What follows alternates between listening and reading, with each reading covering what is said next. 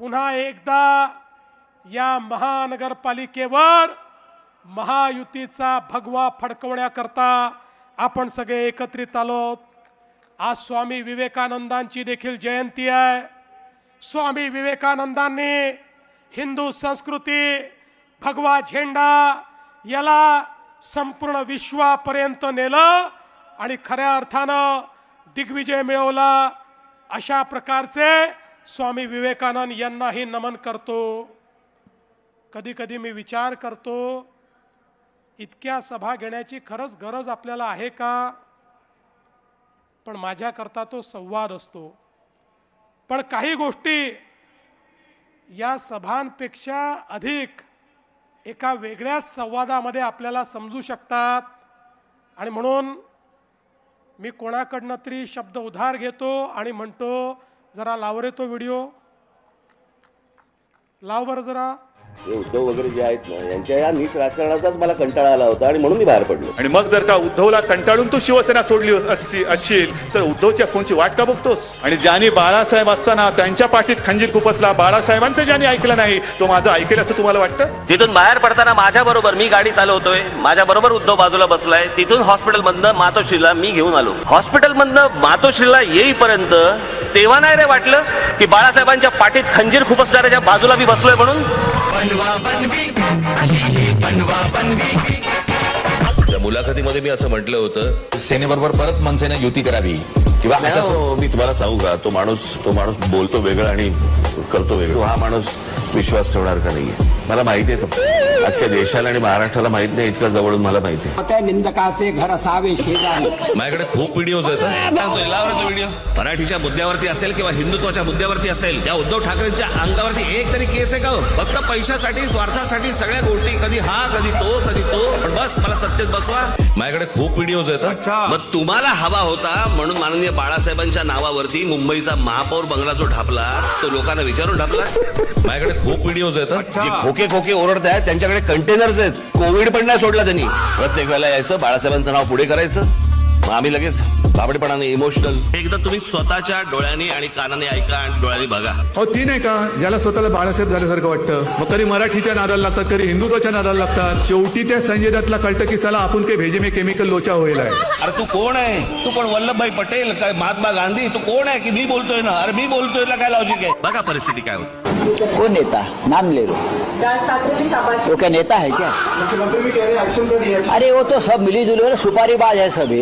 आमच्या आजोबांनी फार छान शब्द काढला होता असल्या वृत्तीच्या लोकांसाठी, हे सगळे लवंडे। संपलेल्या पक्षांवर मी उत्तर देत नाही, संपलेल्या पक्षांवर मी उत्तर देत नाही। पेंग्विन बाबा दुपार झाले आता उठले असतील आणि सुपारी चढत असतील। बाबा दुपार झाले आता उठले असतील। कोणाचा कधी उठतंय, तुला काय करायचं? गेल्या 14 वर्षात मी 5 वर्षाचा पहिला हिशोब देतो। गेल्या 5 वर्षाचा, या 5 वर्षामध्ये या मुंबई महानगरपालिकेचं बजेट किती? बजेट 21,000 कोटी रुपये। 21,000 कोटी रुपयाचं बजेट या मुंबई महानगरपालिकेचं। त्यातले 60% पैसे हे आस्थापनेवरती जातात, तिथल्या पगारावरती जातात, इतर गोष्टीवरती जातात। राहतात किती? 40%। आता 40%मध्ये जर समजा पकडलं तर 21,000 कोटी मधले जर 40% पकडले, साधारणपणे 8,000 कोटी रुपये दरवर्षी हातामध्ये राहतात। म्हणजे 5 वर्षामध्ये कमीत कमी 40,000 कोटी रुपये हातामध्ये होते। या मुंबई शहरावरती खर्च करायला गेले कुठे? गेले कुठे? गेले कुठे? गेले कुठे? गेली 20-20, 25-25, 30-30 वर्ष महानगरपालिका आहेत, ज्याच्यामध्ये शहराचा तर विकास झालाच आहे, पण मराठी माणूसही उद्ध्वस्त झालाय। माननीय बाळासाहेब असताना या सगळ्या गोष्टींकडे एक बारीक लक्ष तरी असायचं। नंतर तर काय बारीक लक्ष फक्त पैशावर। ते आज पण कुठेतरी आणि परवा पण कुठेतरी हेलिकॉप्टर मधून उतरताना उद्धव ठाकरेंची बॅग तपासली। निवडणूक आयोगाच्या लोकांना पण कुठे काय कुठे काय तपासायचं हे पण कळत नाही। अहो, ज्याच्या हातात आज पण कधी पैसे बाहेर निघाले नाही त्याच्या बॅगेत काय असणार? फार फार तर हात रुमाल आणि कोमट पाणी। त्यामुळे आता मला सांगा, आपण उत्तर देण्याची गरज आहे? उत्तर त्यांनीच दिलंय। या ठिकाणी काल जी सभा झाली त्या सभेमध्ये पुन्हा तेच अपील, पुन्हा तीच कारणं, पुन्हा तेच मुद्दे। खरं म्हणजे आत्ताच एकनाथजींनी या ठिकाणी सांगितलं, ही मुंबई कोणाच्या बापाच्या बापाच्या बापाच्या बापाच्या बापाच्या बापाच्या बाप जरी आला तरी महाराष्ट्रापासून तुटू शकत नाही. पण बंधू भगिनींनो, माझा तुम्हाला सवाल आहे, अरे तुम्हाला जर आज मराठी माणूस या ठिकाणी कुठेतरी अडचणीत दिसतोय, मराठी माणसावर खतरा दिसतोय, तर 30 वर्ष तुम्ही काय कंचे खेळत होतात? मला सांगा, काय करत होतात तुम्ही? आणि मग याला जबाबदार कोण आहे? 25-25 वर्ष या महानगरपालिकेमध्ये खुर्च्या तोडण्याचं काम तुम्ही केलं, आणि तरी जर माझा मराठी माणूस या ठिकाणी अडचणीत असेल, अरे चुल्लू भर पानी में डूब मरो, कहा वोट मांगने के लिए यहां आते हो. आणि मला आव्हान देतात, म्हणे आदित्यशी चर्चा करा. ठीक आहे, तुम्हाला पोराला प्रमोट करायचं आहे, पण आदित्यशी चर्चा करा.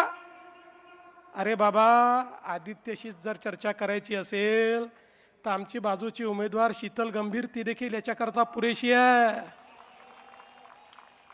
आज खुलं आव्हान देतो, उद्या दिवसभरात कधीही आदित्य ठाकरेंनी सांगावं त्या ठिकाणी आदित्य ठाकरे येतील, आमच्याकडनं शीतल गंभीर येईल आणि करूया चर्चा.